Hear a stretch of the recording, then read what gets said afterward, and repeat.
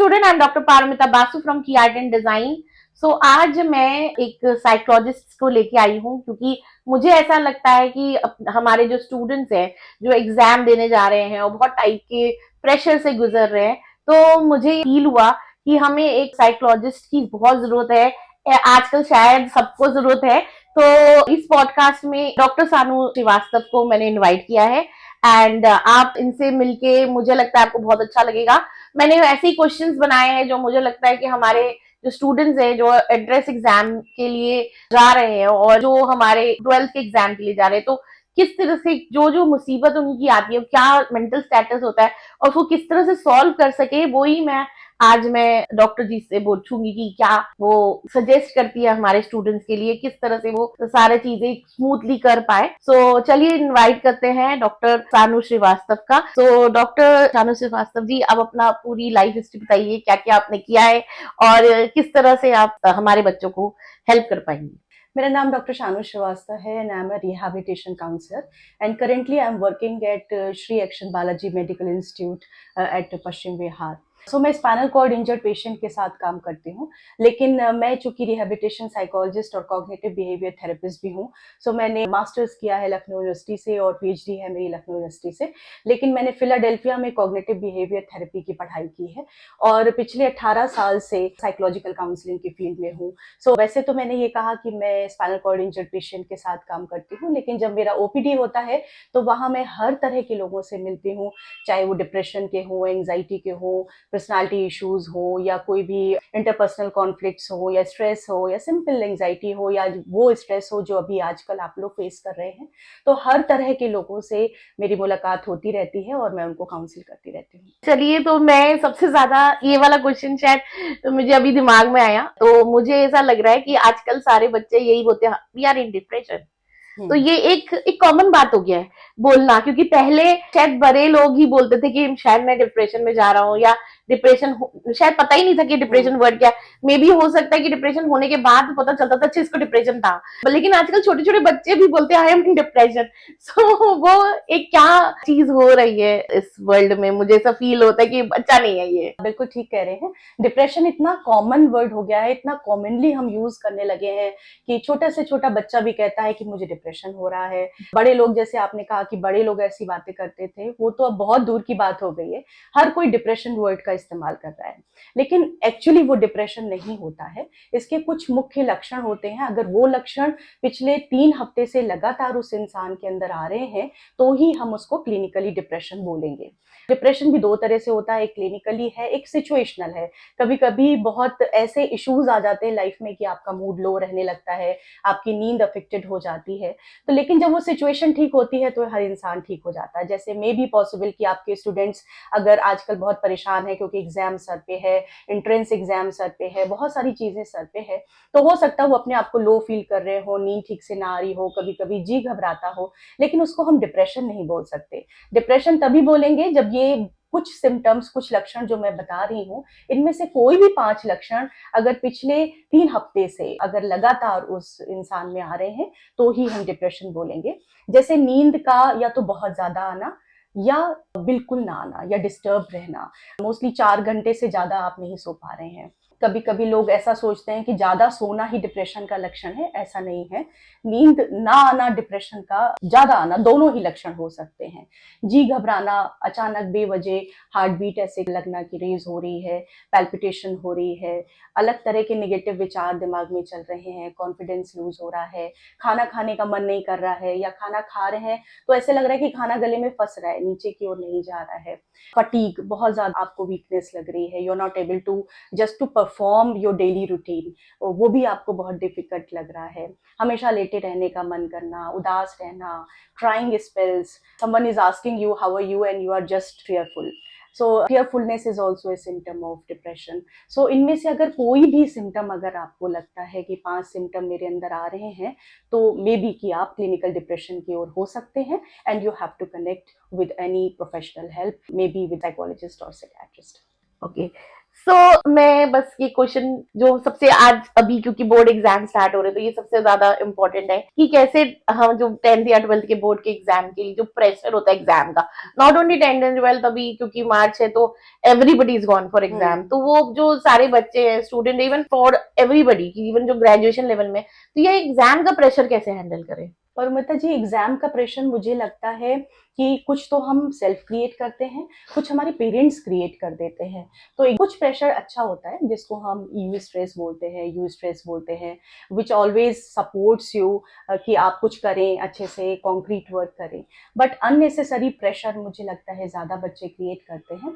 So pressure लेने की ज़रूरत नहीं है, it's a simple thing. Exam आपने पढ़ाई करी है तो एग्जाम देना है, और एग्जाम सिर्फ इसलिए होता है कि जो आपको टेस्ट कर सके कि आपने कितना सीखा अपने पूरे एकेडमिक ईयर के दौरान। तो उसके लिए सिंपल है कि आप हमेशा ऑर्गेनाइज्ड वे में पढ़ाई करें, गोल डिसाइड करें, what you have to do, you have to be stick with a proper plan, एक प्रॉपर प्लान बनाएं before starting your studies, that will be very helpful. और थोड़ा सा अपने आप को टाइम दें। आई वुड से कि हर समय आप मेडिटेशन करें, simple deep breathing exercise can be very beneficial for you, that will be supportive for you. आपको उससे एंग्जाइटी से कमी मिलती है, स्ट्रेस आपका कम होगा। Simple exercise with 1 2 3 4 5 counting, that also supports you lot. So आजकल मेरे पास ओपीडी में भी इस तरह के बच्चे बहुत आ रहे हैं जो कि एग्जाम का प्रेशर ले रहे हैं। और पेरेंट्स से मैं जरूर कहना चाहूंगी कि अननेसेसरी प्रेशर क्रिएट भी ना करें। तुम्हारा एग्जाम आ गया, तुम्हारा एग्जाम आ गया, 4 days are left. So these kind of words always create a kind of pressure on the mind of a student. So we have to be अपने को थोड़ा सा इससे दूर रखें, ये मैं पेरेंट्स से बोलना चाहूंगी।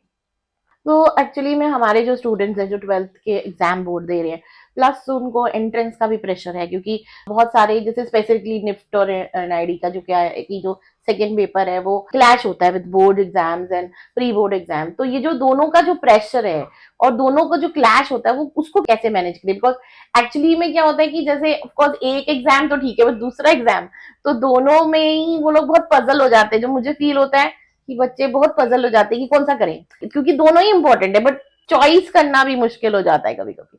तो वो कैसे करें? जैसे कि मैंने आपको कहा कि थोड़ा सा ऑर्गेनाइज वे में पढ़ाई करें।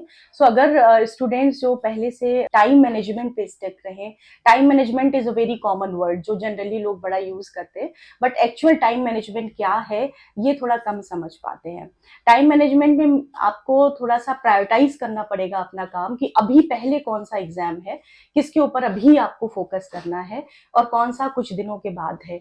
तो ये प्रॉपर प्लानिंग होनी चाहिए आपकी कि अभी जो सामने है हमें उसके ऊपर फोकस करना है।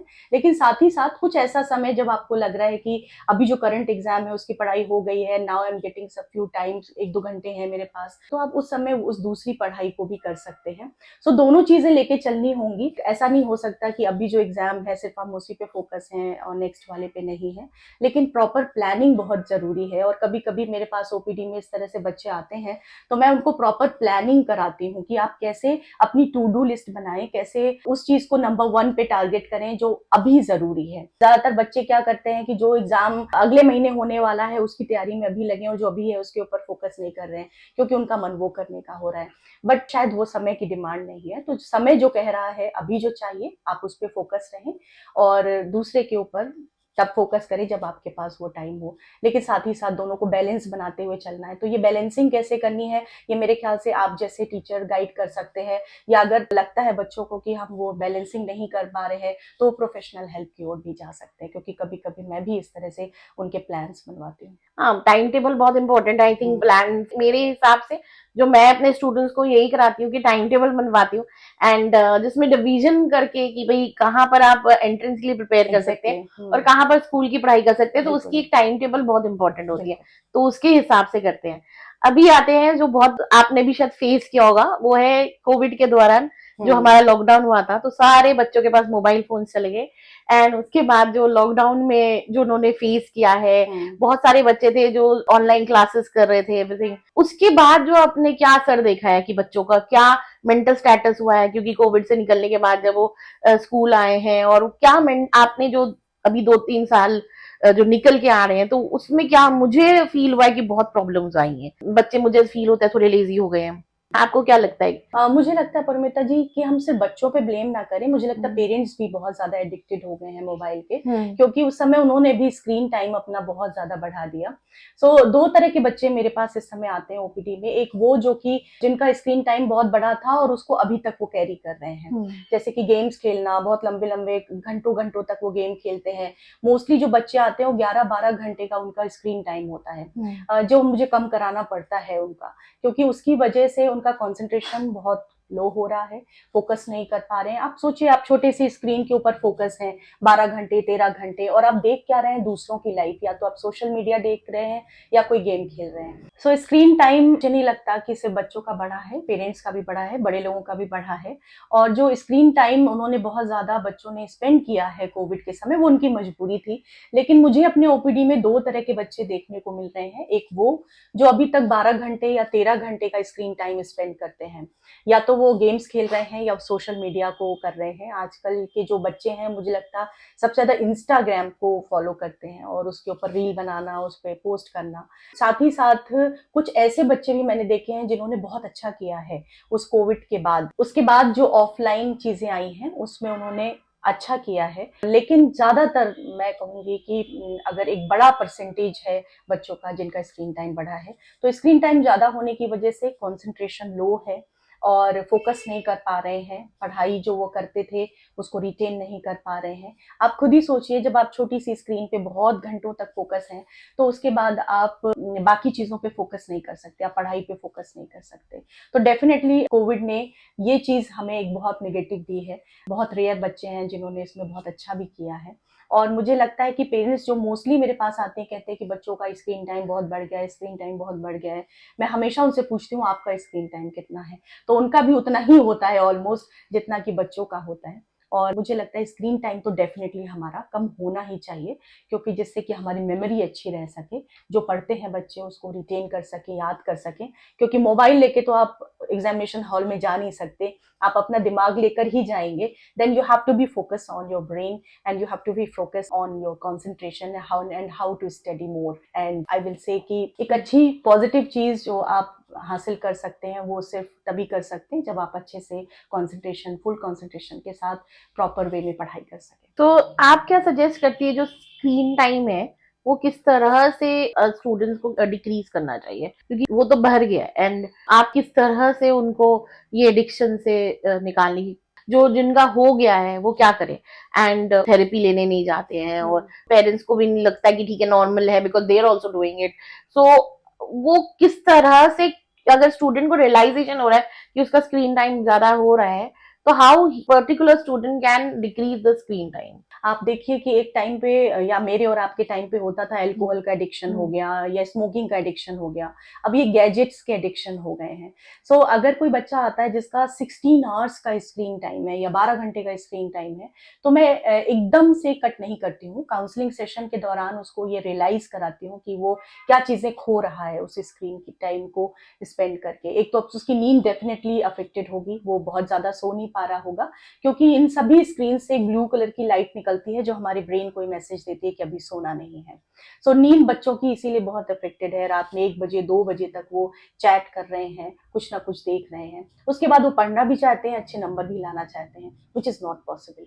तो इसलिए स्क्रीन टाइम को मैं एकदम से कट नहीं करती। अगर वो 12 घंटे पे आया है तो पहले एक हफ्ते में मैंने उसके 3 घंटे कम किए, फिर उसके बाद नेक्स्ट वीक में फिर 2 घंटे कम किए। तो इस तरह से कर करके हम स्लोली कट करते हैं, क्योंकि अगर अगर उसको किसी चीज का नशा है तो वो एकदम से अगर हम छुड़ाएंगे तो उसकी तड़प ज्यादा होगी, उसको क्रेविंग ज्यादा महसूस होगी, विड्रॉल सिम्टम। बिल्कुल विड्रॉल सिम्टम। तो इसलिए थोड़ा थोड़ा करके उसको कट कराना है, और उसमें काउंसलिंग सेशन के दौरान मैं उसको रियलाइज कराती हूँ कि वो क्या चीजें खो रहा है।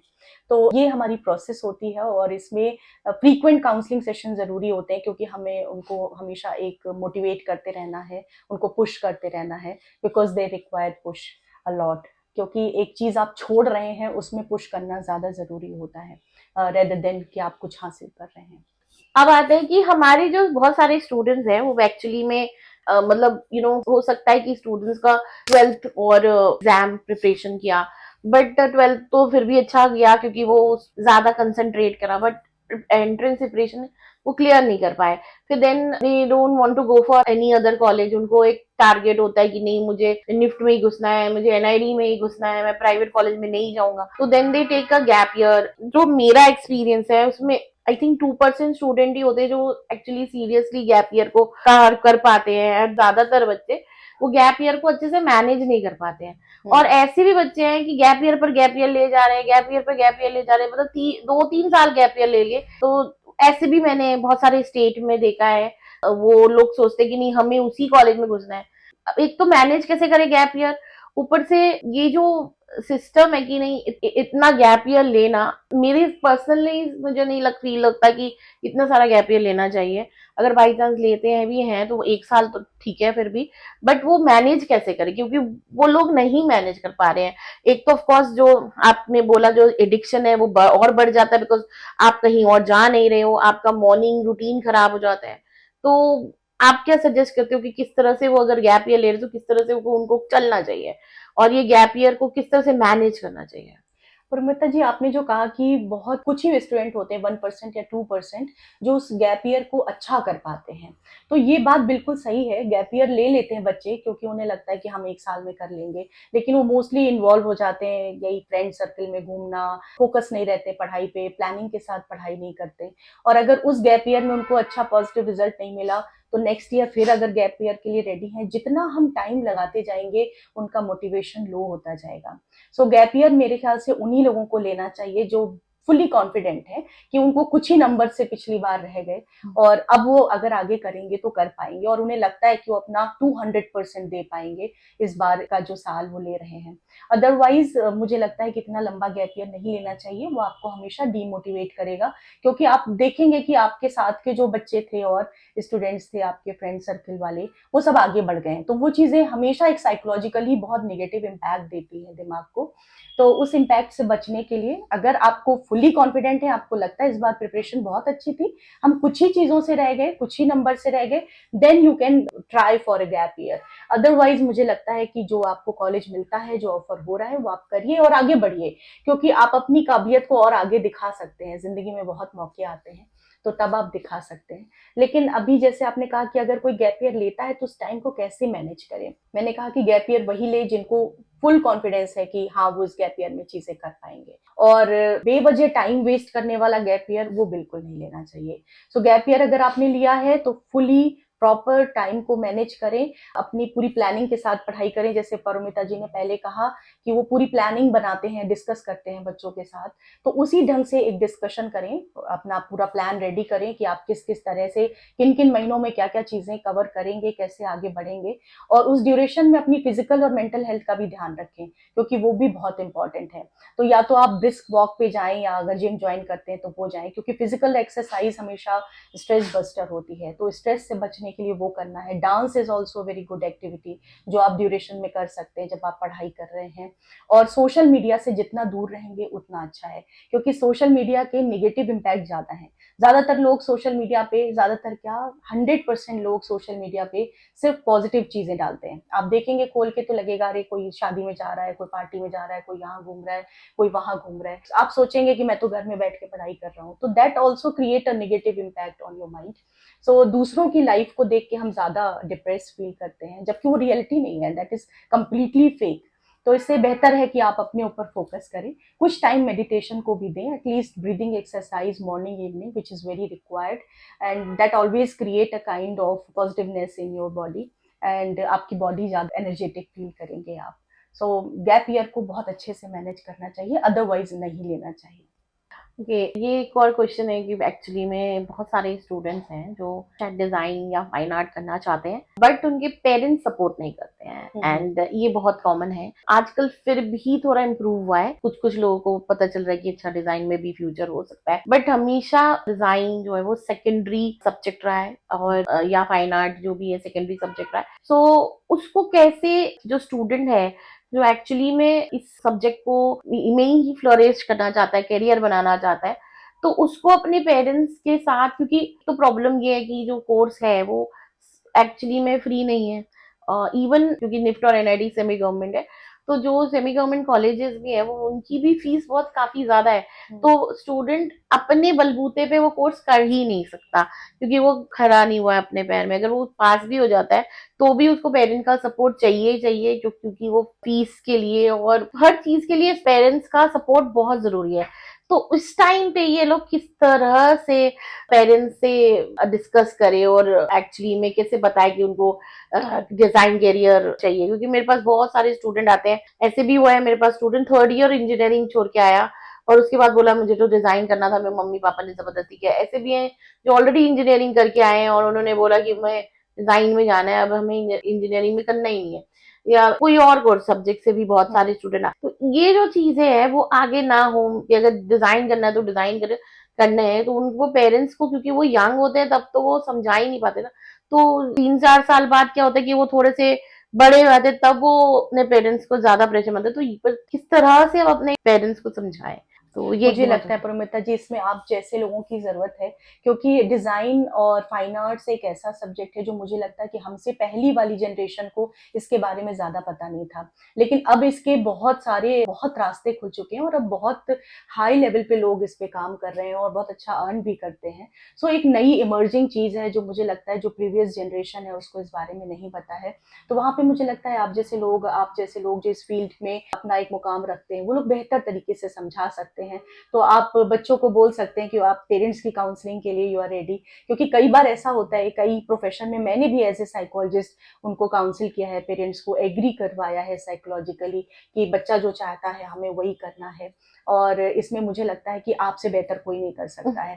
तो लेकिन अगर फिर भी लगता है, काफी कुछ टॉक्सिक पेरेंट्स भी होते हैं, ऐसी बात नहीं है, कुछ बहुत डिफिकल्ट पर्सनालिटीज भी होती हैं, तो फिर भी अगर बच्चों को लगता है कि वो नहीं समझ रहे हैं, नहीं कर रहे हैं, तो आप उनको प्रोफेशनल काउंसलिंग सेशन के लिए भी किसी से मिलवा सकते हैं, क्योंकि वहां पे भी साइकोलॉजिस्ट एक डायरेक्शन देता है। साइकोलॉजिस्ट से मिलने का मतलब ये नहीं कि आप पागल हो गए तभी साइकोलॉजिस्ट से मिलें। कभी कभी हम जिंदगी को सिर्फ एक ही नजरिए से देख रहे होते हैं, साइकोलॉजिस्ट हमारे सामने 10-12 नए रास्ते खोल देता है कि आप चीजों को ऐसे भी देखिए and then take the right decision of your life. So वहां भी एक प्रोफेशनल हेल्प मदद कर सकती है, बच्चों की भी और पेरेंट्स की भी। वैसे तो मैं स्पेसिफिकली एक फ्री काउंसलिंग भी करती हूँ सारे पेरेंट्स या स्टूडेंट्स का। जो भी मेरा फ्री काउंसलिंग लेना चाहता है वो मुझे सिर्फ व्हाट्सएप मैसेज कर सकता है, और व्हाट्सएप मैसेज में अपना नाम और स्टेट लिखे और लिख दे कि वो उसको काउंसलिंग चाहिए। तो मैं एक फॉर्म देती हूँ, उसके बाद वो फॉर्म भरने के बाद देन जूम का लिंक देते हैं and 40 to half an hour to 40 minutes time मिलता है उनको, और वो बात कर सकते हैं, कुछ भी पूछ सकते हैं, पेरेंट्स को भी रख सकते हैं या पेरेंट्स भी मुझसे बात कर सकते हैं कि क्या इस डिजाइन या फाइन आर्ट में क्या फैसिलिटी है, क्या आगे चल के वो किस तरह से कोर्स को किस तरह से आगे चल के उसका करियर कैसे हो सकता है। तो ये सारी चीजें जो है, अगर आपको किसी को भी पूछना है, काउंसलिंग चाहिए, तो ऑफ कोर्स मुझे व्हाट्सएप मैसेज छोड़ना है, तो उसके बाद मैं आपको ये काउंसलिंग दे सकती हूँ। चाहे वो आप ऑनलाइन है, अगर दिल्ली में रहते हैं तो ऑफलाइन भी आ सकते हैं, और ऑनलाइन तो ऑफ कोर्स मैं जूम के थ्रू आपको दूंगी। सो नेक्स्ट क्वेश्चन पे आते हैं। सो जो गोल्स होते हैं, जैसे स्टूडेंट्स अपना एक गोल बनाता है तो वो कैसे अचीव कर सकता है, और वो उसका मेंटल स्टेटस जो है ना, वो क्योंकि उसको लगता है कि मैं गोल अचीव करूंगा, बट वो उसके लिए एक्चुअली में मुझे नहीं लगता बहुत मेहनत कर पाते हैं। बहुत सारे स्टूडेंट कि वो मेहनत नहीं करते हैं और वो उसकी वजह से वो उनका मेंटल स्टेटस खराब होता है। सो आप कैसे सोच रही है कि किस तरह से उनको अपना एक गोल अचीव करना चाहिए, चाहे वो डिजाइन में जाए, चाहे वो कोई भी फील्ड में जाए? क्योंकि अभी ये जो स्टूडेंट है, ये कुछ लोग डिजाइन में जाएंगे, कुछ लोग फाइन आर्ट में जाएंगे, कुछ होता है कि हाँ ठीक है वो सोचते हैं इस वाले में जाएंगे, बाद में लेकिन किसी और में एंड अप करते हैं। मैंने ऐसे भी देखा कि घुसने के बाद, कॉलेज घुसने के बाद फिर देन दे डिसाइड कि नहीं ये मेरा फील्ड नहीं था, मैंने गलती। तो वो वाला सारी जो सिचुएशन है, और वो अपना एक कैरियर जो बिल्ड कर रहे हैं, तो वो किस तरह से अपने गोल को अचीव कर पाए? देखिए, अगर आप कोई गोल बनाते हैं अपनी लाइफ में कि मुझे ये हासिल करना है, तो उसके लिए प्रॉपर प्रिपरेशन बहुत जरूरी है। तैयारी थोड़ा बच्चे कम करते हैं, गोल तो बना लेते हैं और उसके बाद जब सक्सेस नहीं मिलती तो वो डीमोटिवेटेड हो जाते हैं। उनको लगता है कि अरे सेल्फ स्टीम उनकी लो होने लगती है, कॉन्फिडेंस भी लो जाने लगता है। लेकिन जब भी वो एनालाइज करके देखेंगे तो हमेशा पाएंगे कि उनकी तैयारी में कुछ कमी रह गई, उनके हार्ड वर्किंग में कमी रह गई, उन्होंने मेहनत उस ढंग से नहीं करी। सो अगर आप कोई गोल अचीव करना चाहते हैं तो उसके के लिए प्रॉपर प्लानिंग होनी चाहिए, प्रॉपर तैयारी होनी चाहिए, और अपनी फिजिकल और मेंटल हेल्थ भी साथ में ध्यान में रख के चलें, क्योंकि आप ही वो इंसान है, आपका शरीर और आपका दिमाग ही उस चीज पे काम करेगा और तभी सही रिजल्ट हासिल हो पाएगा। सो इसलिए प्रॉपर प्रिपरेशन बहुत जरूरी है। मैं हमेशा तैयारी पे बहुत जोर देती हूँ, क्योंकि अगर आप कोई युद्ध करने भी जा रहे हैं तो उसके पीछे एक बहुत बड़ी प्रिपरेशन होती है, प्लानिंग होती है। तो प्लानिंग बहुत जरूरी है। नंबर 1 आपने गोल सिलेक्ट किया, नंबर 2 आपकी प्लानिंग होनी चाहिए, एंड नंबर 3 हार्ड वर्क होना चाहिए टू अचीव दैट गोल। तो अगर ये सारी चीजें हैं तो मुझे नहीं लगता कि कोई ऐसा बच्चा इस दुनिया में होगा जो अपना गोल हासिल ना कर सके। हम सब भी इसी तरह से धीरे धीरे बड़े हुए हैं और हम सब ने भी बहुत हार्ड वर्क किया है, आपने भी किया है मैम, तभी आप जा करके हम सब उस मुकाम पे पहुंच रहे हैं जहां हम जाना चाहते थे। तो इसलिए प्रॉपर प्लानिंग, हार्ड वर्क, ये तो मुझे लगता है कि ये की मंत्र है, की है ये किसी भी सक्सेस को हासिल करने के लिए। ओके, ये वाला भी क्वेश्चन मुझे अभी दिमाग में आया कि बहुत सारे जो स्टूडेंट है जिनको गोल नहीं मिलता है या वो अचीव नहीं कर पाते हैं चीजें, तो वो बहुत ज्यादा आजकल डिप्रेशन और सुसाइड करने की कोशिश करते हैं, स्पेशली जब मार्क्स नहीं आते। तो ये सारे जो चीजें हैं, इससे पेरेंट्स के लिए भी एक बहुत बड़ा ट्रॉमा है कि तो वो किस तरह से इसको हैंडल कर पाए। अब इतनी पॉपुलेशन है इंडिया का, ठीक है, उसमें अगर सीट ही नहीं है तो बहुत कम सीट है, तो जब नहीं मिलता है तो वो अपने आप को कैसे उसको होल्ड करे कि नहीं कोई बात नहीं, हुआ नहीं, नेक्स्ट टाइम हो जाएगा। और या वो उस तरह से एक मेंटल स्टेटस बहुत ही बुरा हो जाता है, उस टाइम पे बहुत रोते हैं, डिप्रेशन में चले जाते हैं। तो उसको किस तरह से वो टेक ओवर करे कि भाई नहीं, मेरे को आगे बढ़ना है, ये मेरा वो नहीं है। क्योंकि ऑब्वियस ही बात है, दिल्ली में पेरेंट्स किस तरह से अपने बच्चों को ये सारी जो डिप्रेशन से बचाए। पेरेंट्स का एक बहुत बड़ा रोल है किसी भी बच्चे की अच्छे मानसिक स्वास्थ्य को डेवलप करने के लिए। तो अगर बच्चा आपका कोई भी तैयारी कर रहा है एग्जाम की, तो बीच बीच में उससे बात करते रहें। कम्युनिकेशन आजकल मुझे लगता है कि बहुत जीरो पे जा रहा है। हम फैसिलिटी तो पहुंचाते हैं एज ए पेरेंट, लेकिन बात नहीं करते। सो कोई होता नहीं है उनसे